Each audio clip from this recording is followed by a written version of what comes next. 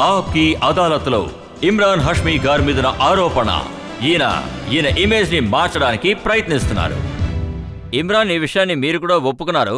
ఆవారపన్ cinema ద్వారా మీ image ని మార్చడానికి ప్రయత్నిస్తున్నారు. ఈ ఒక్క సినిమాలోనే మీరు అసలు కిస్సే చేయలేదు. అవును, ఈ ఒక్క సినిమాలోనే మీరు ఎవరి వెనక తిరగలేదు. ఇంకొకరి వైఫ్ వెనక కూడా వెళ్లకుండా ఉన్నారు. అవును. నాకు ఈ విషయం చాలా కొత్త విషయంగాను రిఫ్రెషింగ్ గానే ఉండేది. ఇంకొకరి భార్యని నేను ఎత్తుకెళ్ళిపోలేదు. ఏ ఒక అమ్మాయిని కూడా నేను చేసి చేయలేదు. ఒక పనికిరాని కాలేజ్ స్టూడెంట్ రోల్ చేయలేదు. అందువల్ల నాకిది ఒక ముఖ్యమైన సినిమా కింద ఉంటుందనుకున్నా. ఇంతకు ముందు నేను సృష్టించిన సినిమా ఇమేజ్ ని వచ్చి నేను మార్చాలనే అనుకున్నాను. కానీ I think it's high time. నాకు కూడా అనిపించింది యాజ్ ఎ ఆర్టిస్ట్. సినిమాని చూసిన తర్వాత తెలిసింది ఇమ్రాన్ హాష్మీ మళ్ళీ మళ్ళీ అదే చేస్తున్నాడని. కానీ భట్ సార్ మిమ్మల్ని ఒక డిగ్రేడ్ యాక్టర్ గా తీర్చిదిద్దారు.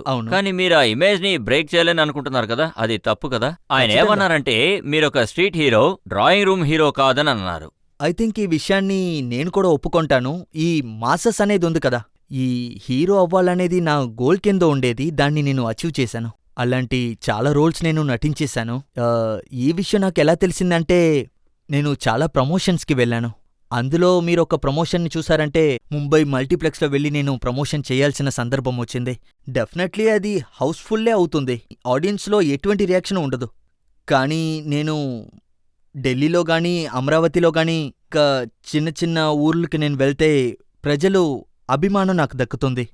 ఐ థింక్ అదే నాకు ఎక్కువ ఆనందాన్నిచ్చింది. అందువల్లే నా ఇమేజ్ని నేను ఎప్పుడు మాస్ హీరో ఇమేజ్గా మార్చాలనుకున్నాను. అది సక్సెస్. ఆ హీరోస్ ని ఏం చేయాలి? మీరు కిస్ చేస్తారని వెయిట్ చేస్తూ ఉంటారు. ఎప్పుడు విజయవంతం కావాలి? లేదు, అది నేను రెండు విషయాల్ని కూడా ఒక్కో విధంగా ప్రొజెక్ట్ చేయాలనుకుంటున్నాను. అంటే గ్యాంగ్స్టర్ సినిమా తర్వాత చాలా మంది తెలుసుకున్నారు అదేంటంటే ఈ సినిమా సింగిల్ స్క్రీన్లో కూడా ఆడింది, మల్టీప్లెక్స్లో కూడా ఆడింది. ఇప్పుడు ఇమ్రాన్ హాష్మీ మల్టీప్లెక్స్లో కూడా పెంటేట్ అయ్యాడనిసే అనిపిస్తుంది. అంతకుముందు నేను కేవలం మాస్ హీరో మాత్రమే. కానీ మీరు మీ ఇమేజ్ ని మార్చుకోవాలనుకుని మహేష్ భట్ గారి డబ్బులు బాగా ఖర్చు పెట్టేశారా? ఇంతకుముందు 4-5 కోట్లతో సినిమా తీసేవారు, ఈసారి ఏకంగా 18 కోట్లు ఖర్చు పెట్టించారు. వెల్, ఇది ఒక సినిమా తాలూకా డిమాండే. సినిమాకి క్యాన్వాస్ ఇది. అదేంటంటే మల్టీప్లెక్స్ కి హీరో మాత్రమే కాకుండా ఇందులో చూసారంటే ఓవర్సీస్ ఆడియన్స్ ని కూడా క్యాప్చర్ చేద్దాం అనుకున్నాం. అది మీరు చూసారంటే ఇండియాకి మాత్రమే కాకుండా ఈ సినిమాని యుఎస్, యూకే, స్పెయిన్ ఇలా చాలా కంట్రీస్లో ఈ సినిమాని రిలీజ్ చేసాం. ఇది ఒక కాన్షియస్ అనే డెసిషన్ గానే ఉండేది, ఎందుకంటే ఇది ఒక క్యాన్వాస్ ఫిల్మ్ గా ఉండాలి, చాలా పెద్ద ఫిల్మ్ గా ఉండాలని. ఐ థింక్ బట్ సార్ ఇంకా ముఖేష్ సారు ఒక సినిమాలో స్కోప్ లేదంటే ఖచ్చితంగా వాళ్ళు డబ్బు ఖర్చు పెట్టరు. ఇంకా ఈ సినిమాలో స్క్రిప్ట్ వైజ్ చాలా చాలా బాగుంది, చాలా స్కోప్ ఉండేది. చెప్పాలంటే ఈ ఫిల్ము చాలా ఎగ్జైటింగ్. ఇంకా 16 సినిమాల్లో మీ ఇష్టం వచ్చినట్టు మీరు యాక్ట్ చేశారు. ఏమేం చేయాలనుకున్నారో మీరు అంతా చేశారు. ఇప్పుడు ఒక్క సినిమాతో ఇమేజ్ మారిపోతుందని అనుకుంటున్నారా? ఒక సామెత కూడా ఉంది కదా, 90 ఎలుకల్ని తిని పిల్లి దేవుడైందని. వెల్, ప్రయత్నించినంత వరకు మేము సక్సెస్ఫుల్గానే మేము ఉన్నాం. ఈ సినిమా రిలీజ్ అయిన తర్వాత ఆడియన్స్ దగ్గర నుంచి రెస్పాన్స్ ఉండేది, అది పాజిటివ్గా ఉండేది. మేము ఎక్స్పెక్ట్ చేసిన దానికన్నా చాలా ఎక్కువగా ఉండేది. సో ఐ థింక్ ఇమేజ్ని మార్చుకోవడానికి ఈ ఒక్క సినిమా సరిపోయిందనిపించింది. ఇప్పుడు నేను ఒక వేరే ఇమేజ్కి మార్చుకోవాలని నేను చెప్పట్లేదు, ఎందుకంటే చాలా మంది అంటూ ఉంటారు ఇమ్రాన్ హాష్మీకి యాక్షన్ సీన్స్ అంతా చేయడం రాదు, ఒక యాక్షన్ ఇమేజ్ని అతను క్రియేట్ చెయ్యాలి అని చెప్పారు. నేను అలా సృష్టించాలనుకోలేదు. ఈ తర్వాత ఏదైనా డిఫరెంట్గా చెయ్యాలనుకుంటున్నాను. అండ్ ప్రయత్నించినంత వరకు ఈ మూవీలో మేము సక్సెస్ఫుల్గానే ఉన్నాం. మీరు పెద్ద సినిమాల్లో యాక్ట్ చేస్తున్నారు, పెద్ద పెద్ద బడ్జెట్ సినిమాల్లో యాక్ట్ చేయడం మొదలుపెట్టారు. ఇప్పుడు మీకు మంచి పేమెంట్ కూడా వస్తుందని విన్నాం, స్టార్ అయిపోయారు. కానీ నేను ఒక విషయం విన్నాను, మీరు చాలా పీనాసట. ఎవరికైనా కాఫీ కొనివ్వాలన్నా కూడా వెళ్ళి కొనుక్కురాని వేరే వాళ్ళకి చెప్పేవారట. నేను ఒప్పుకుంటాను కానీ నేను అంత పిసినారినేం కాదు. ఒక టైంలో చూసారంటే బట్ సారు ఏదైనా చెప్తే అది ఆఫీస్లో ఏదైనా ఒక సెలబ్రేషన్ అంటూ ఉంటే, సినిమా హిట్ అయ్యి అలాంటి ఒక విషయం అంటూ ఉంటే వెళ్ళి కాఫీ తీసుకొనిరా అని చెప్తారు. చూసారంటే అప్పుడే నా పాకెట్లో డబ్బులనేది ఉండదు.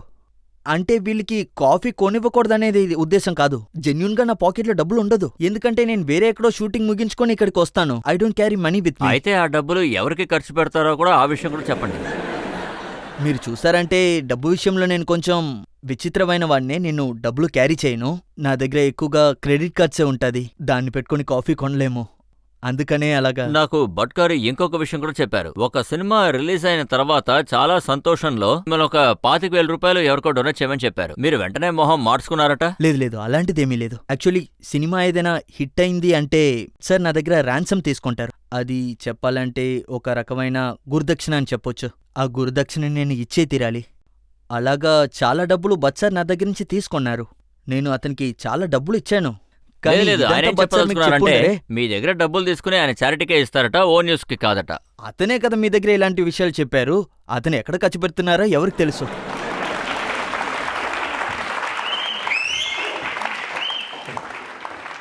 సరే, ప్రజలు ఎవరైనా అడగాలనుకుంటున్నారా? సరే, మీరు అడగండి. మీరు సినిమాలో నటిస్తున్న క్యారెక్టర్స్, మీకు వస్తున్న క్యారెక్టర్స్ రాబోయే కాలంలో యువకుల్ని బాధిస్తుందని మీకు తెలీదా? డెఫినెట్గా నాకు అది అనిపించింది. అంటే ఒక 6 నెలలకు ముందు నేను షూటింగ్లో ఉన్నప్పుడు అనిపించింది. నేను జోధ్పూర్లో షూటింగ్లో ఉన్నప్పుడు ఒక ఎల్డర్లీ కపుల్ వచ్చి నా దగ్గర చెప్పారు, మా పిల్లలు మీ సినిమాని చూడాలనుకుంటున్నారు, మీరంటే చాలా ఇష్టం, మీ పాటలంటే కూడా చాలా ఇష్టం, కానీ మీరు నటించే సినిమాని మేము చూపించలేము, ఫ్యామిలీగా చూపించలేము. అప్పుడు నాకు అనిపించింది, నాకంటూ ఒక ఆడియన్స్ ఉన్నారు, కానీ నేను నటించిన సినిమా వాళ్ళు చూడలేకపోతున్నారు. అందువల్ల నేను ఏమంటున్నాను అంటే, ఈ సినిమా అయిన తర్వాత నా పాత ఇమేజ్ని వచ్చి పూర్తిగా మార్చుకున్నాననే చెప్పాలి. ఆ సీరియల్ కిల్లర్ కిస్సింగ్ సీన్స్ నంతా మీ పిల్లలు చూడలేరు, కానీ ఇంకపైన నా సినిమా చూడొచ్చు. ఎందుకంటే ఇదే నా ఇమ్రాన్ మొదటి ఎక్కువ సినిమా. శాతం కుర్రాళ్లే ఆ సినిమా చూడాలనుకుంటున్నారు. At least not in the theatre. ఒకవేళ వీసీడీలో చూడొచ్చు, కానీ థియేట్రికల్లో కాదు. కానీ థియేటర్లో as my duty for audience, I think నాకేమనిపిస్తుందంటే, ఐ థింక్ ఇదే నా మొదటి యూ సర్టిఫికేట్ అనుకుంటా. దాంతో వచ్చిన మొదటి సినిమా. ఇది ఒక పెద్ద అచీవ్మెంటే. ఇంతకు ముందు ఉన్నదంతా ఏ సర్టిఫికేట్. అయితే మీరు ఇవాళ ప్రజలకి మాటిస్తారా? ఇక నుంచి కుర్రాళ్ళు మీ సినిమాను చూస్తే చెడిపోని సినిమాలు మీరు చేస్తారని మాటిస్తారా? డెఫినెట్లీ. ఇకపై నేను నటించబోయే సినిమాలంతా మంచి సినిమాల కింద, యూనివర్సల్ సినిమాల కిందే ఉంటుంది. రాబోయే రోజుల్లో రెస్పెక్టెడ్ ఫిల్మ్ కింద ఉంటుంది.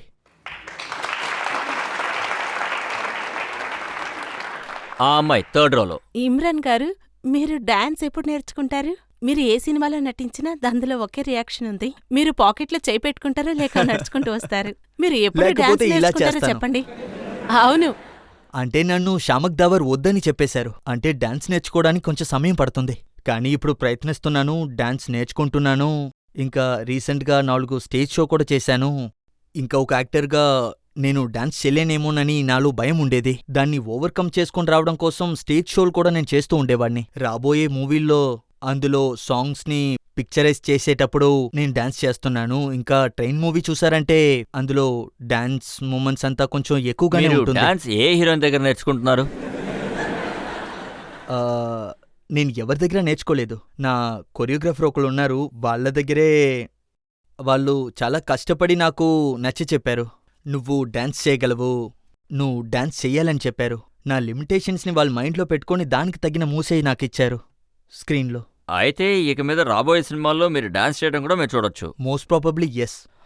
సార్, అది అంటే ఏంటంటే మీరు ఇప్పటి వరకు నటించిన మూవీస్లో మీరు ఆల్మోస్ట్ మ్యారేజ్ అయిన వాళ్ళతోనే ఎఫైర్స్ ఉంటాయి, అవును. ఇంకొకరి భార్యతో.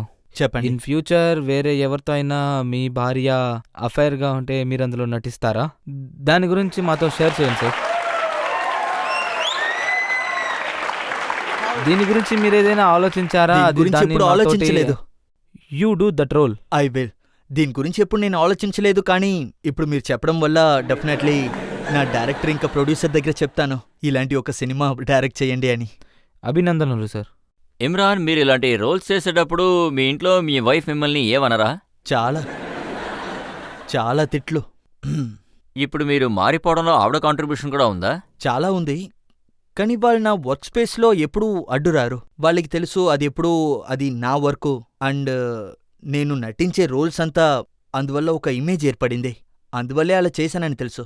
అండ్ వాళ్ళకు కూడా ఆలోచన ఉండేది, అలాంటి ఒక ఇమేజ్ని విరగొట్టాలి, అది నా కెరీర్ కోసం. వాళ్ళు కూడా దృష్టిలో పెట్టుకునే చేశారు.